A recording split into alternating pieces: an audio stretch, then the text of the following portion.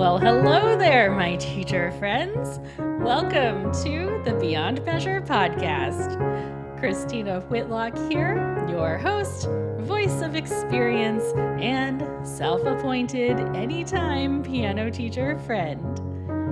We are really close to our 5-year anniversary together here at Beyond Measure, and I just wanted to tell you how much I appreciate you. Attention is the most valuable gift that we have to offer one another, and the fact that you give me 20 minutes of yours every week is not lost on me. So thanks for being here, and now we'll get on with the show. You are listening to episode 232 of the Beyond Measure podcast. As promised last week, I am here today with a fan favorite episode, a glimpse into things that are working for me in this season of life.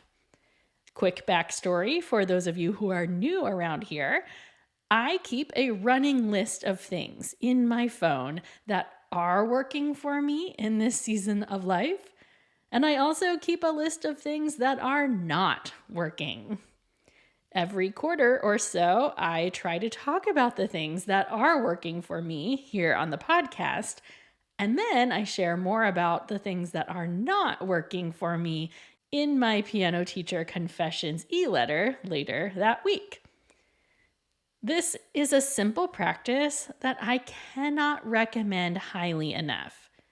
We think that we know the things that are working and that aren't, but naming them, like writing them down on an actual list, it really helps make you more conscious of the things that are giving you energy and the things that are draining it.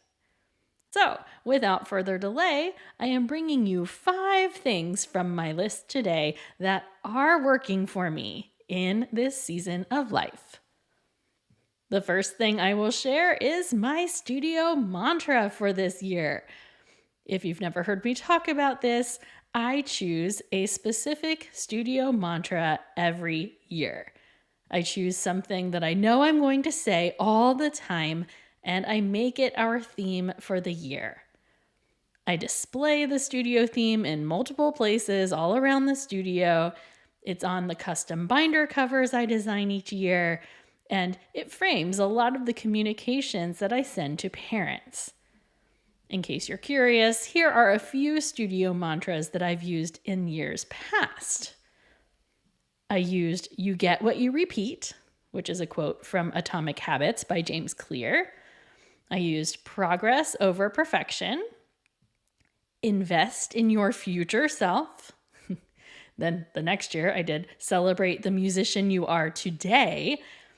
And last year I simply chose 4 words: experiment, explore, examine, express, and helped my students realize that anytime we played music, we should be doing at least one of those 4 E's: experiment, explore, examine, or express. This year's theme was born out of the research that I did this summer on play. My studio mantra for this year is, drumroll please, play is the point. Now, I've talked a lot about this here already, but this is the gist. We all know our society is obsessed with productivity and achievement. And I feel like as music teachers, we've ended up caving to those pressures. We took all that research that links music study with academic benefits and we ran with it. As in, that's what we use now as our selling point. Like, be a musician because it will make you better at everything else, right? And all of those things are true, but that is not the reason to study music. And as countercultural as it may be, the human spirit needs to play. It needs to explore, to be curious, and to create. Our students are buried under goals to achieve and produce in all aspects of life. The last thing they need are piano lessons that pile more of that on them. It seems to me like the highest value we have to offer students today is a break from the pressures of achievement culture. And yet, many of the students we teach are consumed by the pressure cookers of academia and the weight of expectations all around them. Thus, friends, play is the point. I am over piano study as a status symbol. If my students can't sit down at a piano and express something or create something, what's the point? Play is the point. Anyway, that studio mantra has really been working for me this year. It got off to a bit of a difficult start because I didn't exactly plan out my elevator pitch for this theme. So that first week back to lessons, I definitely spent way too many words trying to explain why play was the point. But I can safely say we are now 6 weeks into my teaching year, and this intentionality around play on my part and my students' part has already been transformative. If you're curious how I am implementing more play in my lessons, well, part of that involves the second thing on my list of things that are working this season. In honor of my 30th year of piano teaching, which I am currently celebrating, my students are working on a 30-piece challenge this fall. Now, 30, 40, 50-piece challenges have been around for a while. This idea became mainstream in piano teacher world thanks to Australian piano teacher and composer extraordinaire Elisa Milne. The idea is to embrace a repertoire-rich approach to teaching and encourage students to learn large numbers of pieces. This is definitely something I can get behind. In fact, this is not new for me. I've often had students complete what I call the Fall 40, which is a 40-piece challenge in the fall. So for some of my students, 30 actually feels like a break. But there's a twist this year. Play is the point, right? I just got done telling you that we are ditching achievement culture, and yet here I am saddling my students with an expectation of learning a bunch of pieces this fall. It sounds contradictory, doesn't it? Well, since play is the point and all, there is a twist on this year's 30-piece challenge. Before a piece gets added to their list of 30, students have to do two things. First, they need to present the piece in its entirety. Correct notes, stable tempo, all the usual things. They need to learn the piece as the composer intended. That's normally sufficient, right? Well, not when play is the point. After a student plays the completed piece for me, they are also required to put their own unique twist on the piece. They need to offer some kind of creative modification. They can change the rhythm, the meter, the key, the octave placements. They can invert intervals or alter chord progressions or change dynamics in a really drastic way. They just have to do something to the piece. You guys, this has been such a good move. As you can expect, some students dove right in. They will modify a piece all day long because they do that anyway, right?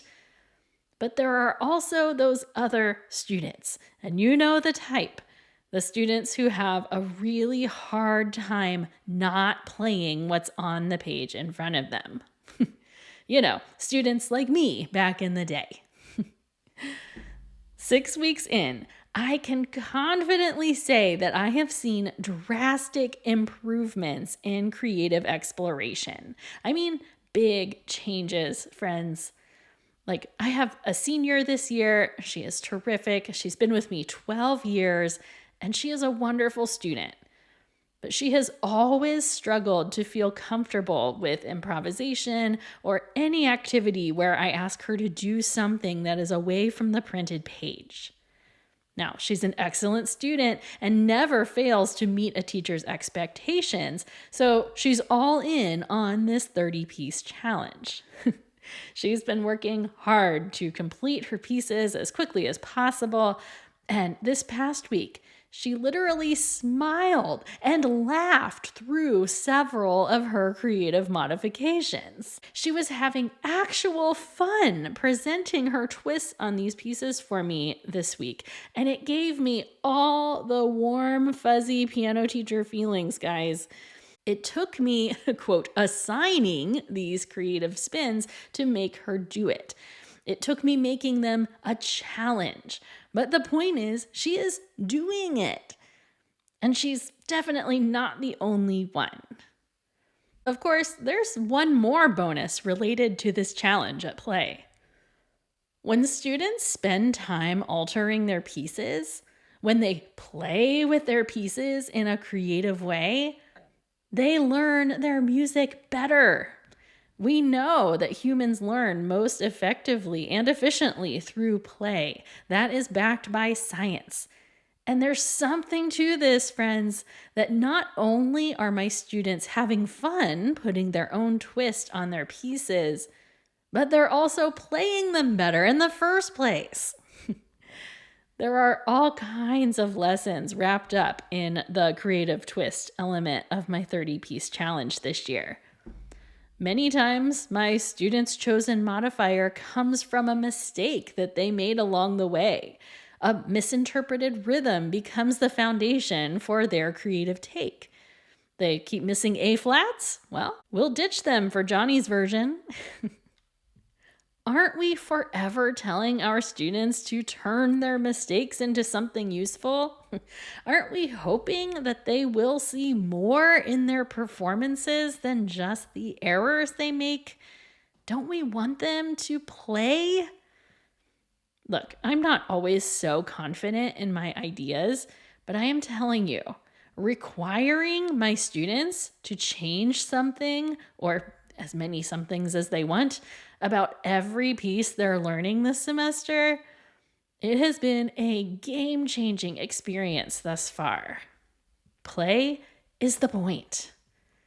And I know some of you are out there thinking, how do you have time to do that in your lesson?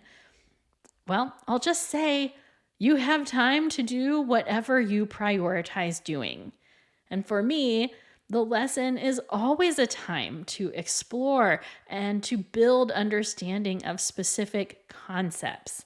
I prioritize those things, sometimes at the expense of hearing every single piece my student has practiced that week. It's okay. I'm going to hear it next week. They can keep working.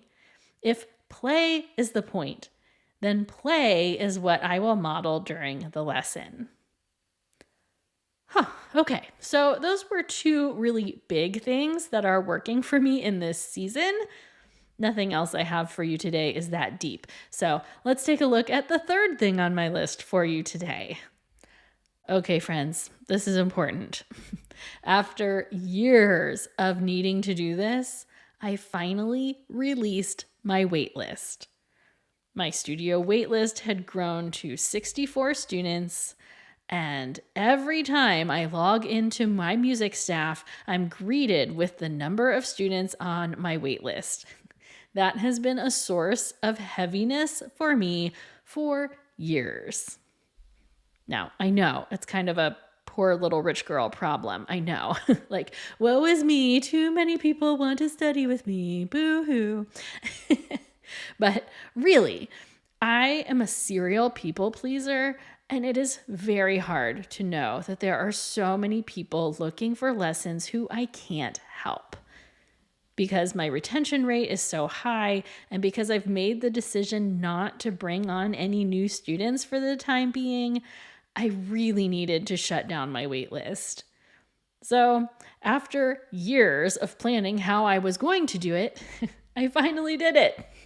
It was definitely one of those things that was easier to do in actuality than it felt like it was going to be. I assembled a list of local teachers who wanted to be on my referral list.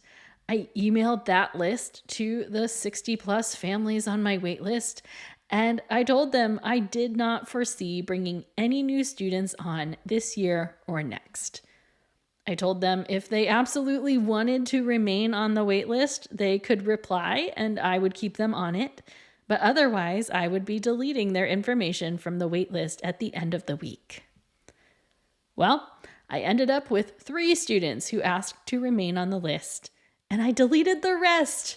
And I don't know why, friends, but it makes me feel so much better to log into my music staff and see 3 students waiting as opposed to 64.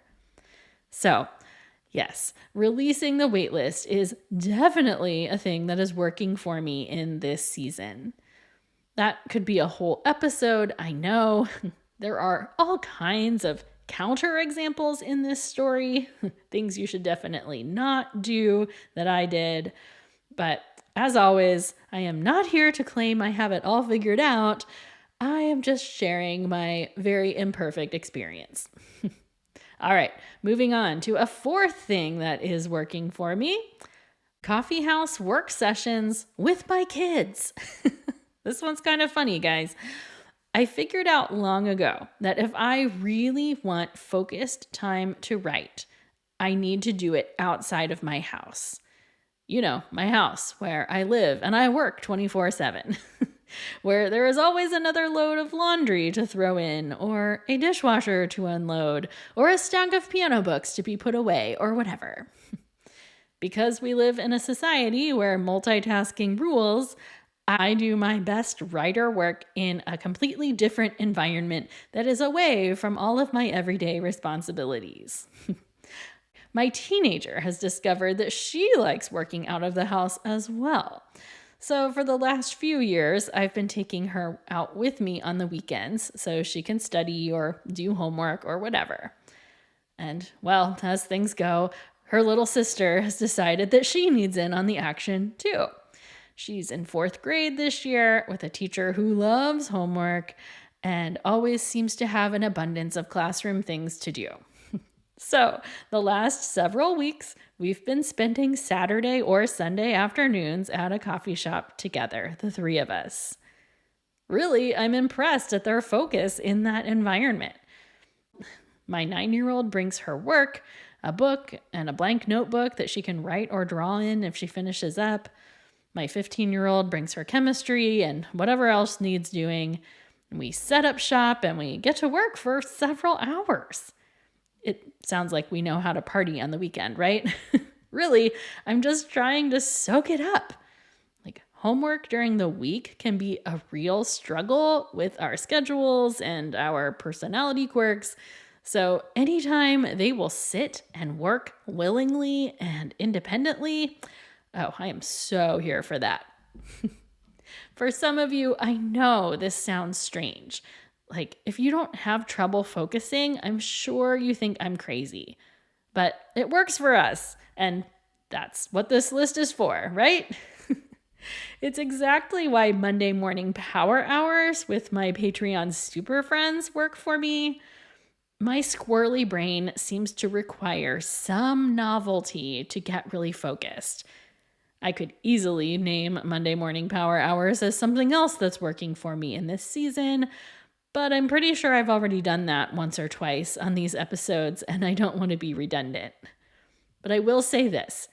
For a profession where we spend almost no time with our coworkers, there is something so beautiful to know that on Monday mornings, I am going to see the faces of some of my teacher friends on Zoom. I can pretty much bank on seeing Anna and Laura and Craig and Jennifer and Ginger and plenty of other teachers who show up when they can. We'll all talk about what we're going to accomplish for that hour, usually lots of lesson plans for the week, some laundry, some admin work. And it doesn't sound like much on the surface, but there really is something to hearing other people talk about these seemingly mundane things we do for work and life. It doesn't seem like it should make a difference, but it just does. Like seeing faces and cheering for someone when they get all their receipts entered for the quarter or when they practice or whatever. That is a level of community that we just don't get as piano teachers. Even the practice of naming what you're going to accomplish the next hour is helpful, let alone the accountability of knowing you have to report back at the end of the hour and tell everybody how you did. I don't know. It just definitely works for me. Monday Morning Power Hour meets at 11 a.m. Eastern Time, and all Super Friends are welcome. So you can find more about that in the link in today's show notes, or head to ChristinaWhitlock.com/support for more information. Lastly, I just want to give a quick shout out to the fifth thing on my list that is working for me, and that is the intermediate piano teaching cohort that I am leading with Jana Williamson. Jana and I have been talking about this cohort for a long time now, and to see it actually come to fruition is just such a satisfying experience. We have the best crew of teachers of wide varieties of experience, but they are articulate and full of great ideas, and they're excellent students because, of course, we're teachers. So that whole experience of leading this group through this material of intermediate piano teaching basics is just so fantastic.